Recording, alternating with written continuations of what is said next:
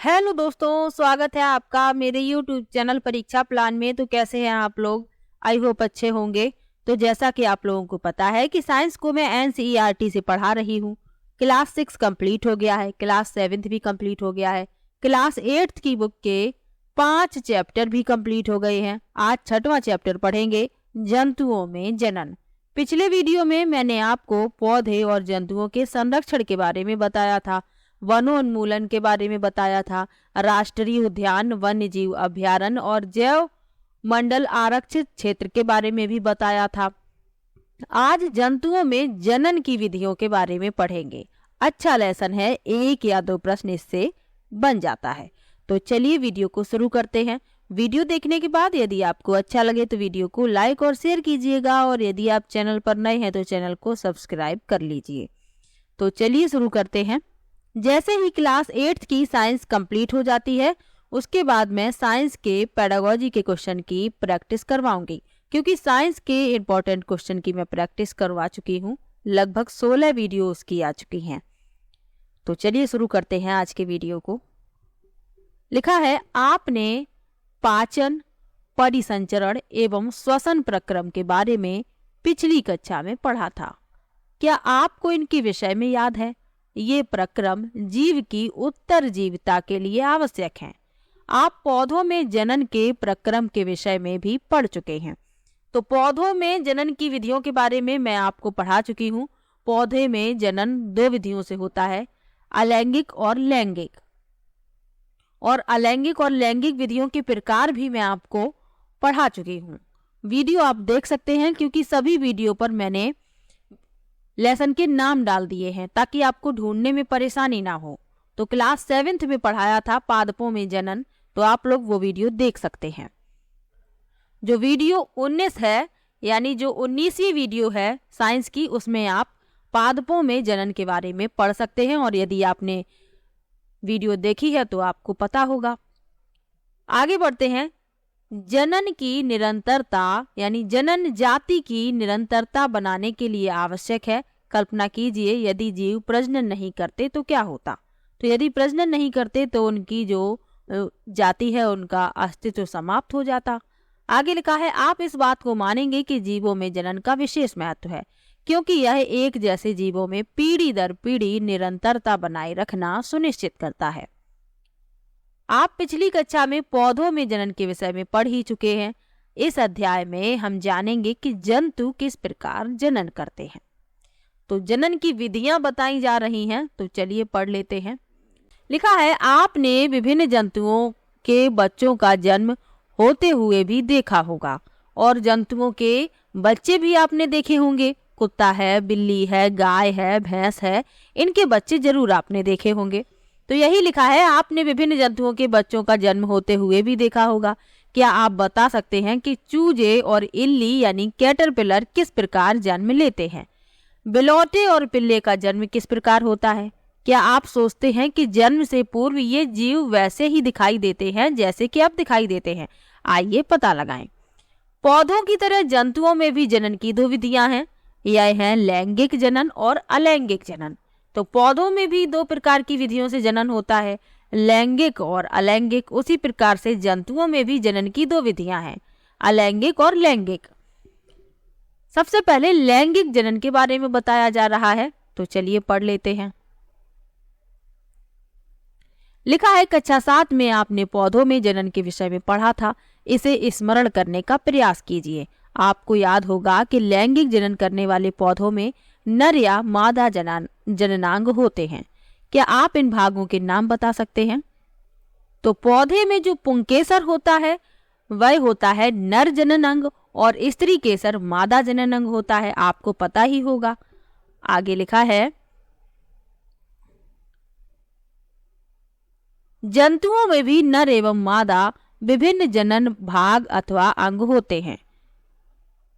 जंतुओं में भी नर एवं मादा में विभिन्न जनन भाग अथवा अंग होते हैं। पौधों की तरह जंतु भी नर एवं मादा युग्मक बनाते हैं, जो संलयित होकर युग्मनज बनाते हैं। यह युग्मनज विकसित होकर एक नया जीव बनाता है। इस प्रकार का जनन, जिसमें नर तथा मादा युग्मक का संलयन होता है लैंगिक जनन कहलाता है। आइए हम मनुष्य में जनन भागों का पता लगाएं तथा जनन प्रक्रम का अध्ययन करें।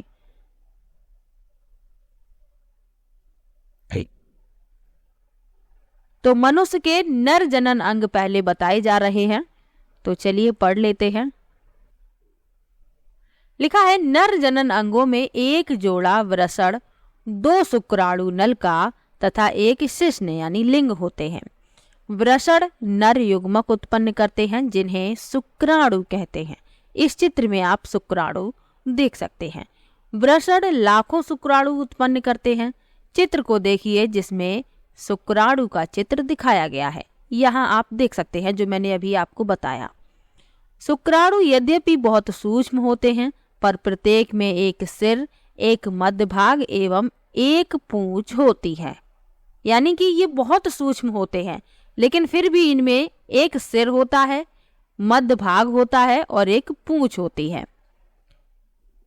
मानव शुक्राणु एकल कोशिका जैसे प्रतीत होते हैं। वास्तव में हर शुक्राणु में कोशिका के सामान्य संघटक पाए जाते हैं।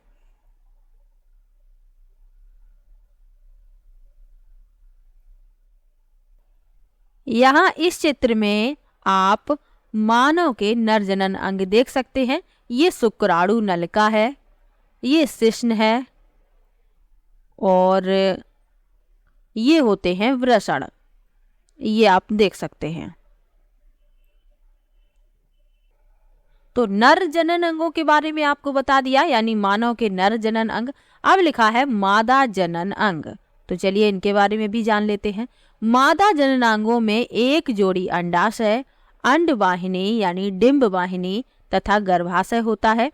यहाँ आप चित्र में अंडाशय, अंडवाहिनी और गर्भाशय देख सकते हैं। ये गर्भाशय है, ये अंडाशय और ये अंडाशय मादा युग्मक उत्पन्न करते हैं जिसे अंडाणु यानी डिंब कहते हैं। स्त्रियों में प्रतिमास दोनों अंडाशयों में से किसी एक अंडाशय से एक विकसित अंडाणु अथवा डिंब का निर्मोचन अंडवाहिनी में होता है। गर्भाशय वह भाग है जहां शिशु का विकास होता है, यानी गर्भाशय में ही शिशु का विकास होता है। और अभी मैंने आपको चित्र में गर्भाशय दिखाया था। ये आप मानव अंडाणु देख सकते हैं। आगे लिखा है शुक्राणु की तरह अंडाणु भी एकल कोशिका है। प्रश्न यदि पूछ लिया जाए कि शुक्राणु एकल कोशिका है या बहुकोशिका, तो आपको याद रखना है एकल कोशिका, और अंडाणु भी एकल कोशिका है। अब बूझो क्या कह रहा है। बूझो को पता है कि विभिन्न जंतुओं में अंडे का साइज अलग अलग होता है। अंडाणु अति सूक्ष्म हो सकते हैं जैसे कि मनुष्य में, अथवा बहुत बड़े भी होते हैं जैसे कि मुर्गी के अंडे। शुतुरमुर्ग का अंडा सबसे विशाल होता है, तो ये आपको याद रखना है। शुतुरमुर्ग का जो अंडा होता है वह बहुत विशाल होता है। अब लिखा है निषेचन, यानी निषेचन कैसे होता है, चलिए इसके बारे में पढ़ लेते हैं।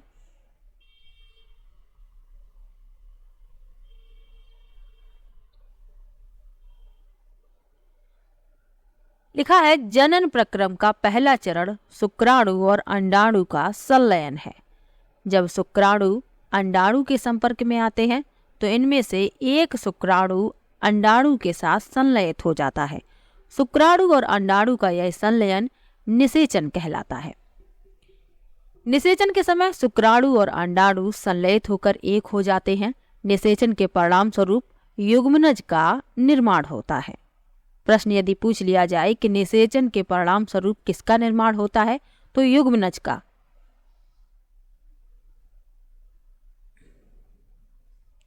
यहाँ आप चित्र में देख सकते हैं, ये है शुक्राणु और ये अंडाणु है।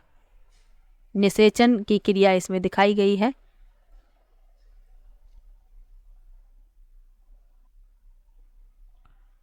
ये आप युग्मनज देख सकते हैं चित्र में, संलयित केंद्रक। आगे लिखा है निषेचन के प्रक्रम में स्त्री यानी मां के अंडाणु और नर यानी पिता के शुक्राणु का संयोजन होता है। अतः नई संतति में कुछ लक्षण अपनी माता से तथा कुछ लक्षण अपने पिता से वंशानुगत होते हैं। अपने भाई अथवा बहन को देखिए, यह पहचानने का प्रयास कीजिए कि उनमें कौन से लक्षण माता से और कौन से लक्षण पिताजी से आए हैं। आगे लिखा है, वह निषेचन जो मादा के शरीर के अंदर होता है आंतरिक निषेचन कहलाता है। मनुष्य, गाय, कुत्ते तथा मुर्गी इत्यादि अनेक जंतुओं में आंतरिक निषेचन होता है, यानी इनमें जो निषेचन होता है वह मादा के शरीर के अंदर होता है। जिस प्रकार से मनुष्य में होता है उसी प्रकार से गाय, भैंस, बकरी इन सभी में भी होता है। आगे बढ़ते हैं। अब यहाँ पर परख नली शिशु के बारे में बताया जा रहा है, यानी कि टेस्ट ट्यूब बेबी। तो लिखा है, क्या आपने परख नली शिशु के विषय में सुना है? बूझो और पहेली के अध्यापक ने एक बार कक्षा में बताया था कि कुछ स्त्रियों की अंडवाहिनी अवरुद्ध होती है। ऐसी स्त्रियां शिशु उत्पन्न करने में असमर्थ होती हैं क्योंकि निषेचन के लिए शुक्राणु मार्ग अवरुद्ध होने के कारण अंडाणु तक नहीं पहुंच पाते। ऐसी स्थिति में डॉक्टर ताजा अंडाणु एवं शुक्राणु एकत्र करके उचित माध्यम में कुछ घंटों के लिए एक साथ रखते हैं, जिससे आईवीएफ अथवा इन विट्रो निषेचन यानी शरीर से बाहर कृत्रिम निषेचन हो सके। अगर निषेचन हो जाता है तो युग्मनज को लगभग 1 सप्ताह तक विकसित किया जाता है, जिसके पश्चात उसे माता के गर्भाशय में स्थापित किया जाता है। माता के गर्भाशय में पूर्ण विकास होता है तथा शिशु का जन्म सामान्य शिशु की तरह होता है। इस तकनीक द्वारा जन्मे शिशु को परख नली शिशु यानी कि टेस्ट ट्यूब बेबी कहते हैं। यह एक मिथ्या नाम है क्योंकि शिशु का विकास परख नली में नहीं होता। तो आप देख रहे हैं कि सिर्फ इसमें ये बताया गया है कि शरीर से बाहर कृत्रिम निषेचन होता है। शिशु का विकास तो माता के गर्भाशय में ही होता है, सिर्फ निषेचन होता है परख नली में, लेकिन फिर भी इन्हें परख नली शिशु कहा जाता है।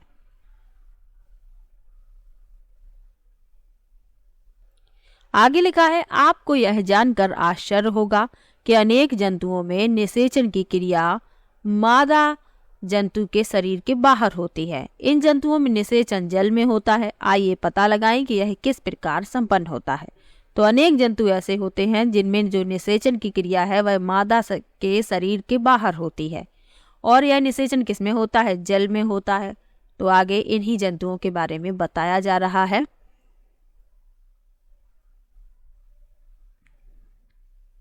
लिखा है, वसंत अथवा वर्षा ऋतु में मेढक तथा टोड पोखर, तालाब और मंद गति से बहते झरने की ओर जाते हैं।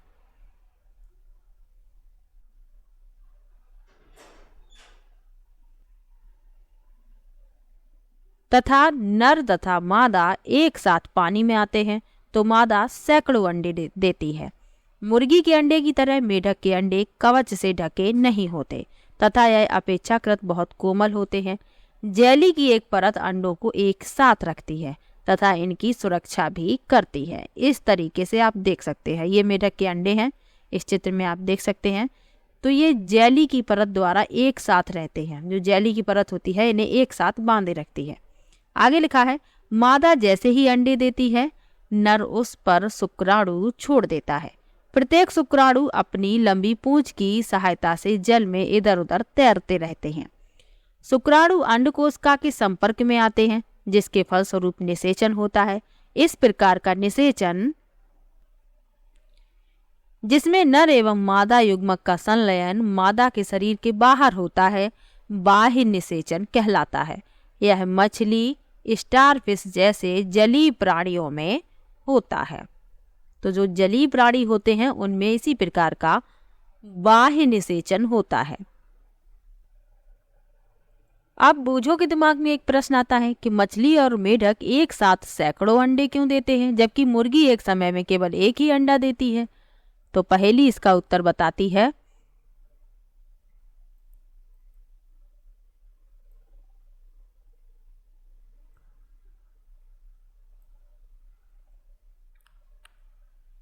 लिखा है, यद्यपि यह जंतु सैकड़ों अंडे देते हैं तथा लाखों शुक्राणु निर्मोचित करते हैं, सारे अंडों का निषेचन नहीं होता और वह नया जीव नहीं बन पाते। इसका कारण यह है कि अंडे एवं शुक्राणु निरंतर जल की गति, वायु एवं वर्षा से प्रभावित होते रहते हैं। तालाब में दूसरे जंतु भी होते हैं जो इन अंडों का भोजन करते हैं, अतः अंड कोशिकाओं एवं शुक्राणुओं का बड़ी संख्या में उत्पन्न होना आवश्यक है ताकि उनमें से कुछ में निषेचन सुनिश्चित किया जा सके। तो इसीलिए ये सैकड़ों अंडे देते हैं।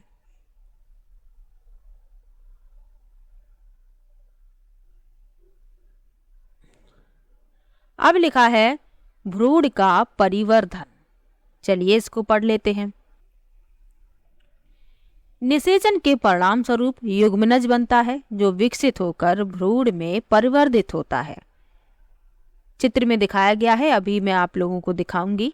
युग्मनज लगातार विभाजित होकर कोशिकाओं के गोले में बदल जाता है। तत्पश्चात कोशिकाएं समूहीकृत होने लगती हैं तथा विभिन्न ऊतकों और अंगों में परिवर्धित हो जाती हैं। इस विकसित हुई संरचना को भ्रूण कहते हैं। भ्रूण गर्भाशय की दीवार में रोपित होकर विकसित होता रहता है। गर्भाशय में भ्रूण का निरंतर विकास होता रहता है। धीरे धीरे विभिन्न शारीरिक अंग जैसे कि हाथ, पैर,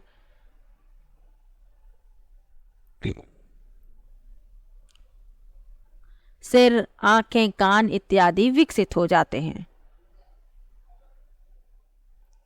यहाँ अब आप चित्र देख सकते हैं। ये गर्भाशय है, ये रोपित भ्रूण है, ये अंडोत्सर्ग है, ये अंडाशय है, ये युग्मनज है।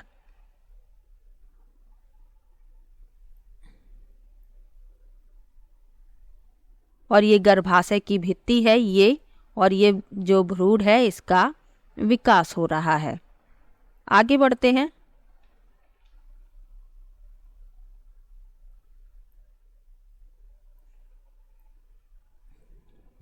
भ्रूण की वह अवस्था जिसमें सभी शारीरिक अंगों की पहचान हो सके गर्भ कहलाता है। जब गर्भ का विकास पूरा हो जाता है तो माँ नवजात शिशु को जन्म देती है। ये आप देख सकते हैं। आगे लिखा है मुर्गी में भी आंतरिक निषेचन होता है, परंतु क्या मनुष्य और गाय की तरह मुर्गी भी बच्चों को जन्म देती है? आप जानते हैं कि मुर्गी बच्चों को जन्म नहीं देती। तब चूजे कैसे जन्म लेते हैं? आइए इसका पता लगाएं। लिखा है निषेचन के फौरन बाद ही युग्मनज लगातार विभाजित होता रहता है और अंडवाहिनी में नीचे की ओर बढ़ता रहता है। इसके नीचे बढ़ने के साथ साथ इस पर सुरक्षित परत चढ़ती जाती है। मुर्गी के अंडे पर दिखाई देने वाला कठोर कवच भी ऐसी ही सुरक्षित परत है। कठोर कवच के पूर्ण रूप से बन जाने के बाद मुर्गी अंडे का निर्मोचन करती है। मुर्गी के अंडे को चूजा बनने में लगभग 3 सप्ताह का समय लगता है। आपने मुर्गी को ऊष्मायन के लिए अंडों पर बैठे देखा होगा। क्या आप जानते हैं कि अंडे के अंदर चूजे का विकास इसी अवधि में होता है? चूजे के पूर्ण रूप से विकसित होने के बाद कवच के प्रस्फुटन के बाद चूजा बाहर आता है।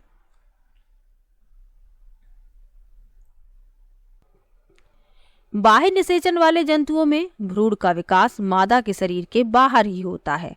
भ्रूण अंडावरण के अंदर विकसित होता है। भ्रूण का विकास पूर्ण होने पर अंडोजपत्ति होती है। आपने तालाब अथवा झरने में मेढक के अनेक टैडपोल तैरते देखे होंगे। अब लिखा है जरायुज एवं अंडप्रजक जंतु। तो ये क्या है? चलिए इनके बारे में पढ़ लेते हैं। हमने जाना कि कुछ जंतु विकसित शिशु को जन्म देते हैं, जैसे मनुष्य है, गाय है, भैंस है, बकरी है, कुत्ता है। जबकि कुछ जंतु अंडे देते हैं, जैसे मुर्गी है, छिपकली है, मेढक है। ये सभी अंडे देते हैं जो बाद में शिशु में विकसित होते हैं। वह जंतु जो सीधे ही शिशु को जन्म देते हैं जरायुज जंतु कहलाते हैं। प्रश्न यदि पूछ लिया जाए कि जरायुज कौन होते हैं, तो जो शिशु को जन्म देते हैं। वे जंतु जो अंडे देते हैं अंडप्रजक जंतु कहलाते हैं। निम्न क्रियाकलाप की सहायता से आप इस बात को और अच्छी प्रकार से समझ सकेंगे। आगे लिखा है कुछ जंतुओं के अंडों का अवलोकन करना सरल है क्योंकि उनकी मां शरीर के बाहर अंडे देती है, परंतु आप गाय, कुत्ता, बिल्ली के अंडे एकत्र नहीं कर सकते। यह इसलिए क्योंकि वह अंडे नहीं देते। इनमें माँ पूर्ण विकसित शिशु को ही जन्म देती है। यह जरायुज जंतुओं के उदाहरण हैं। और अंडप्रजक जंतुओं के उदाहरण अभी मैंने आपको बताई, जैसे कि मगरमच्छ है, कछुआ है, छिपकली है, मुर्गी है, ये सभी क्या है? अंडप्रजक हैं। अब लिखा है शिशु से वयस्क। नवजात जन्मे प्राणी अथवा अंडे के प्रस्फुटन से निकले प्राणी तब तक वृद्धि करते रहते हैं जब तक कि वयस्क नहीं हो जाते। कुछ जंतुओं में नवजात जंतु वयस्क से बिल्कुल अलग दिखाई पड़ते हैं। मेढक के जीवन चक्र को चित्र में दर्शाया गया है। मेढक में अंडे से प्रारंभ करके वयस्क बनने की विभिन्न अवस्थाओं का परीक्षण कीजिए। हम 3 स्पष्ट अवस्थाओं अथवा चरणों को देख पाते हैं। पहला है अंडा, अंडा से टैडपोल यानी लार्वा, उसके बाद वयस्क। क्या टैडपोल वयस्क मेढक से भिन्न दिखाई नहीं देते? क्या आप सोच सकते हैं कि किसी दिन यह टैडपोल वयस्क मेढक बन जाएंगे? अभी आपको चित्र दिखाएंगे। टैडपोल रूपांतरित होकर वयस्क में बदल जाता है, जो छलांग लगा सकता है और तैर सकता है। कुछ विशेष परिवर्तनों के साथ टैडपोल का वयस्क में रूपांतरण कायांतरण कहलाता है। जैसे जैसे हम बड़े होते हैं, हम शरीर में किस प्रकार के परिवर्तन देखते हैं? क्या आप सोचते हैं कि हमारा भी कायांतरण होता है? मनुष्य में जन्म के समय ही नवजात शिशु में वयस्क के समान शारीरिक अंग मौजूद होते हैं। यहाँ आप देख सकते हैं मेढक का जो जीवन काल है यहाँ पर दिखाया जा रहा है, यानी कि मेढक की जो अवस्थाएं हैं वो दिखाई जा रही हैं। सबसे पहले आप देख सकते हैं ये अंडे के बाद ये आरंभी टैडपोल इस तरीके से दिखाई देता है। उसके बाद ये बाद का टैडपोल, और फिर ये जब विकसित हो जाता है ये पूर्ण रूप से ऐसा मेढक बन जाता है। तो ये टैडपोल आप देख सकते हैं कितना भिन्न है इस मेढक से।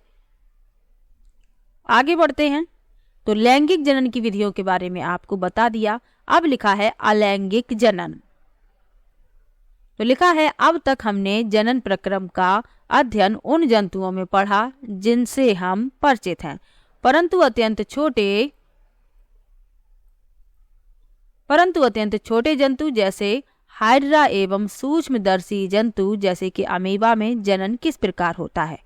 क्या आप उनके प्रजनन करने के ढंग के विषय में जानते हैं? आइए इसका पता लगाएं।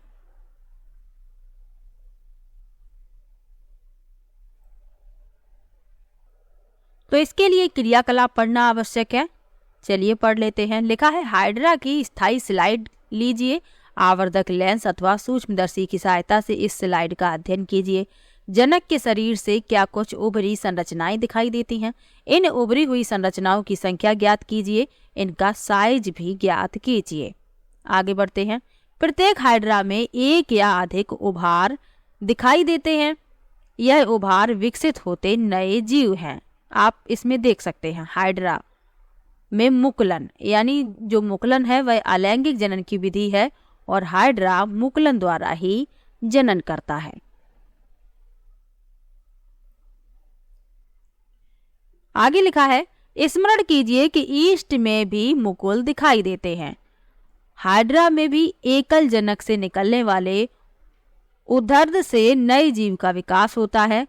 इस प्रकार के जनन को, जिसमें केवल एक ही जनक नए जीव को जन्म देता है, अलैंगिक जनन कहते हैं। हाइड्रा में मुकुल से नया जीव विकसित होता है, इसलिए इस प्रकार के जनन को मुकुलन कहते हैं। तो इसी प्रकार से ईस्ट में प्रजनन होता है मुकुलन द्वारा, और इसी प्रकार से हाइड्रा में होता है। आगे बढ़ते हैं। अलैंगिक जनन की अन्य विधि अमीबा में दिखाई देती है। आइए देखें यह कैसे होता है।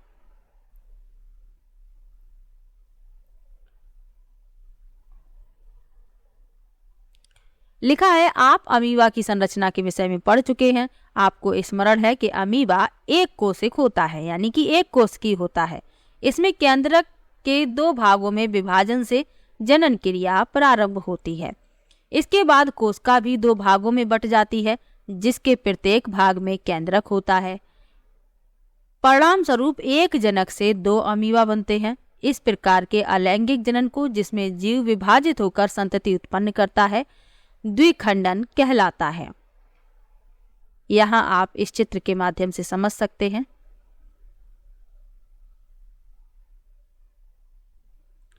ये विभाजित हो गया है केंद्रक यहाँ पर। उसके बाद क्या होता है, कोशिका भी विभाजित हो जाती है और एक नई संतति उत्पन्न हो जाती है। आगे लिखा है, तो अलैंगिक जनन में दो विधियां आपको बताई, द्विखंडन और मुकुलन। आगे बढ़ते हैं। आगे लिखा है डॉली की कहानी यानी क्लोन। तो चलिए इसको पढ़ लेते हैं। लिखा है, किसी समरूप कोशिका या किसी अन्य जीवित भाग अथवा संपूर्ण जीव को कृत्रिम रूप से उत्पन्न करने की प्रक्रिया क्लोनिंग कहलाती है। किसी जंतु की सफलतापूर्वक क्लोनिंग सर्वप्रथम इयान विल्मट और उनके सहयोगियों ने एडिनबर्ग स्कॉटलैंड के रोजलिन इंस्टीट्यूट में की। उन्होंने एक भेड़ को क्लोन किया जिसका नाम डॉली रखा गया। डॉली का जन्म 5 जुलाई 1996 को हुआ था। यह क्लोन किया जाने वाला पहला स्तनधारी था, यानी कि ये एक भेड़ थी और इसका क्लोन किया गया था। आगे लिखा है, डॉली की क्लोनिंग करते समय फिन डॉर्सेट नामक मादा भेड़ की स्तन ग्रंथि से एक कोशिका एकत्र की गई। उसी समय स्कॉटिश ब्लैक फेस ईव से एक अंड कोशिका भी एकत्र की गई। अंड कोशिका से केंद्रक को हटा दिया गया। तत्पश्चात फिन डॉर्सेट भेड़ की स्तन ग्रंथि से ली गई कोशिका के केंद्रक को स्कॉटिश ब्लैक फेस ईव की केंद्रक विहीन अंड कोशिका में स्थापित किया गया। इस प्रकार उत्पन्न अंड कोशिका को स्कॉटिश ब्लैक फेस ईव में रोपित किया गया। अंड कोशिका का विकास एवं परिवर्धन सामान्य रूप से हुआ तथा अंततः डॉली का जन्म हुआ।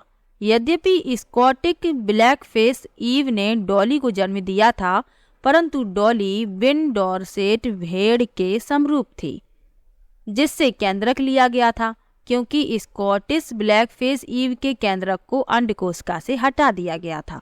अतः डॉली में स्कॉटिश ब्लैक फेस ईव का कोई भी लक्षण परिलक्षित नहीं हुआ। डॉली एक फिन डॉर्सेट भेड़ की स्वस्थ क्लोन थी जिसने प्राकृतिक लैंगिक जनन द्वारा अनेक संततियों को जन्म दिया। दुर्भाग्य से फेफड़ों के रोग के कारण 14 फरवरी 2003 को डॉली की मृत्यु हो गई। डॉली के बाद स्तनधारियों के क्लोन बनाने के अनेक प्रयास किए गए, परंतु बहुत तो जन्म से पहले ही मर गई तथा कुछ की जन्म के बाद ही मृत्यु हो गई। क्लोन वाले जंतुओं में अक्सर जन्म के समय अनेक विकृतियां होती हैं। ये डॉली थी, आप चित्र में देख सकते हैं, और ये स्कॉटिश ब्लैक फेस ईव और ये फिन डॉर्सेट भेड़। तो ये इसके जैसी दिख रही है, इसके जैसी नहीं दिख रही है। तो आज का ये लेसन यहीं पर होता है समाप्त। जनन की विधियों के बारे में इसमें जाना, अलैंगिक और लैंगिक जनन की जो विधियां थी उनके बारे में जाना, आंतरिक और बाह्य निषेचन के बारे में जाना, यानी कि अच्छा लेसन था। इससे आपको 1 या 2 प्रश्न जरूर मिलेगा। और कहीं पर भी आपको डाउट हो तो आप कमेंट बॉक्स में जरूर लिखिएगा। मिलते हैं नेक्स्ट वीडियो में, तब तक के लिए बाय बाय।